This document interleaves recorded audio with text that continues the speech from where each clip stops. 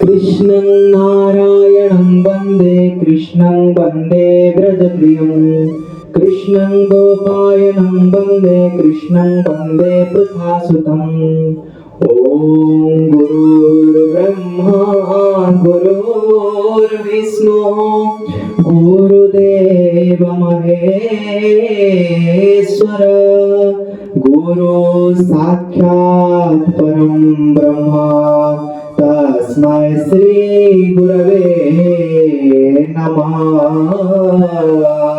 तस्मै श्री गुरवे नमः गुरु गोविंदाय नमः। जैसे कि हम सब भगवान वेद व्यास जी का मंगलाचरण के प्रथम और द्वितीय श्लोक के ऊपर विचार किए थे। आज हम उसी मंगलाचरण में वेद व्यास जी जो तृतीय श्लोक लिख रहे हैं उसके ऊपर विचार करेंगे। तृतीय श्लोक में वेद व्यास जी क्या लिखने जा रहे हैं, क्या लिख रहे हैं। तृतीय श्लोक में भगवान के मंगलाचरण में वेद व्यास जी लिख रहे हैं, नीगम कल्प तरुर गणितं फलम सुखमुखादं मृत द्रव संयुक्तम पीबतम भागवतम रसमालयम मुहुर्ह रसिक भूवि भावुका। कह रहे हैं कि एक फल होता है जो वृक्ष में धीरे धीरे पकता है। वो पका हुआ फल मीठा होता है।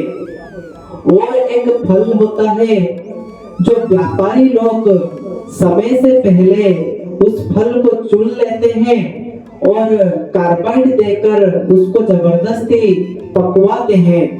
तो ये जो फल जबरदस्ती पकवाया जाता है वो फल को अगर हम खरीद के खाते हैं तो ऊपर से तो वो अच्छा दिखता है, दिखने में लगता है कि पका हुआ फल है, लेकिन जैसे हम उसे ग्रहण करते हैं तो वो फल जो है वो पूरी तरीके से तो अंदर से पका हुआ होता नहीं है, क्योंकि जबरदस्ती उसको कार्बाइड दे करके पका हुआ होता है। तो क्या लगता है, कई बार वो मीठा निकल आता है तो कई बार उसमें कच्चापन की अनुभव होता है। जब हम खाते हैं तो खट्टा खट्टा सा लगता है। तो ये जो जबरदस्ती पकवाया हुआ फल है इसमें ओरिजिनल रस नहीं है, जो वास्तविक रस होना चाहिए फल का वो नहीं है। समय से पहले उसको हम पकवा दिए। तो उसी प्रकार तो ये जो बता रहे हैं वेद व्यास जी, ये जो वेद रूपी कल्प वृक्ष है, ये जो श्रीमद् भागवत महापुराण है, ये उसी वेद रूपी कल्प वृक्ष का पका हुआ फल है। तो वो जो फल है वेद रूपी कल्प वृक्ष का पका हुआ फल है। तो यहाँ पर गौर क्या बता रहे हैं, कहते हैं सुखमुखादं मृत द्रव संयुक्तम। सुख पक्षी तोते फल के स्ट्रक्चर से पता लगा लेते हैं कि कौन सा फल मीठा है, कौन सा फल मीठा नहीं है।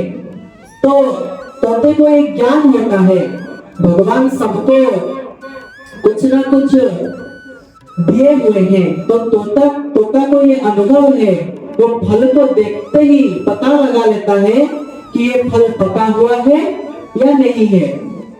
तो उसी प्रकार जैसे तोता को पता लग जाता है, तो यहाँ पर जो वेद रूपी कल्प वृक्ष है उसका जो पका हुआ फल है, सुखदेव रूपी सुख पक्षी के चोंच लगने के कारण, चोंच के संपर्क में आने के कारण, तो वो फल क्या है, वो फल केवल उसमें रस ही रस है। वो फल रस युक्त हो गया है, उसका रस मधुरता और बढ़ गया है।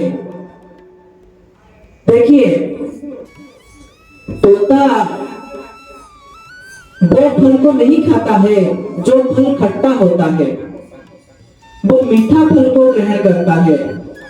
तो ये जो भागवत रूपी फल है, तो सुखदेव रूपी सुख पक्षी के चोंच लगने के कारण रस युक्त हो गया है। उसमें कोई बढ़िया पदार्थ नहीं है, बढ़िया वस्तु नहीं है। जैसे हम फल खाते हैं, फल में छिलके होते हैं, गुठलियां होते हैं, रेशे होते हैं, इत्यादि इत्यादि बढ़िया पदार्थ फल में होते हैं। लेकिन ये ऐसा फल है, इसमें केवल रस ही रस है। वो रस क्यों है? क्योंकि सुखदेव रूपी पक्षी के चोंच के संपर्क में आने के कारण वो फल के रसयुक्त है। कहते हैं पीबत भागवतम रसमालयम, वो जो भागवत है वो केवल रस ही रस है, रस ही रस है। इसीलिए और क्या कह रहे हैं? पीबत भागवतम रसमालयम मुहुर्मुहुः रसिक भूमि भावुक। हे भावुक हृदय वाले भक्त, हे भावुक जन, हे श्रद्धालु जन, हे संत महात्मा, इस रस को बार बार पान करो, बार बार पान करो। ये ऐसा रस है, इस रस को जितना आप पान करते चले जाएंगे, ये उतना आपको आनंद के सागर में डुबाता चला जाएगा। ये केवल रस है। तो ये मंगलाचरण के अंतिम बादशाह वेद व्यास जी अपने मंगलाचरण के तृतीय श्लोक में वर्णना कर रहे हैं। तो ये 3 श्लोक उन्होंने मंगलाचरण में लिखा। पुनः वो क्या बताने जा रहे हैं, इसके ऊपर हम विचार करेंगे।